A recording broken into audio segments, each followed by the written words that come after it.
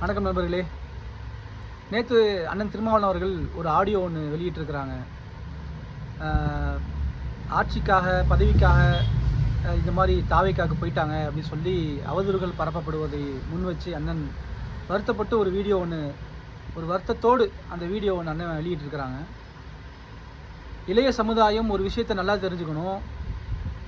திருமாவளவன் அண்ணனை போன்ற ஒரு நேர்மையான, ஒரு எளிமையான, பதவிக்கும் ஆட்சிக்கும் அதிகாரத்திற்கும் ஆசைப்படாத ஒரு அரசியல்வாதியை நாம் இனிமேல் காண முடியுமா என்பது கேள்விக்குறி. அப்படிப்பட்ட ஒரு உறுதியான நிலைப்பாடு கொண்ட, உண்மையான மக்களுக்காக உண்மையாக களத்தில் நிற்கக்கூடிய ஒரு மாபெரும் தலைவன் அண்ணன் திருமாவளவன் என்பதில் எல்லளவும் சந்தேகமில்லை.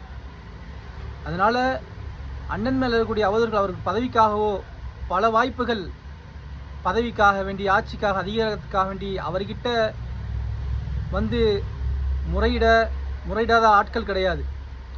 பல கட்சிகள் பல விஷயங்களுக்காக வேண்டி, அண்ணனுடைய ஆதரவுக்காக வேண்டி பல பேர் பல விதத்தில் அண்ணனை அணுகும் பொழுது கூட அவர் கொள்கையிலும் அவர் நிற்கின்ற நிலைப்பாட்டிலும் உறுதியாக இருக்கிறாரு.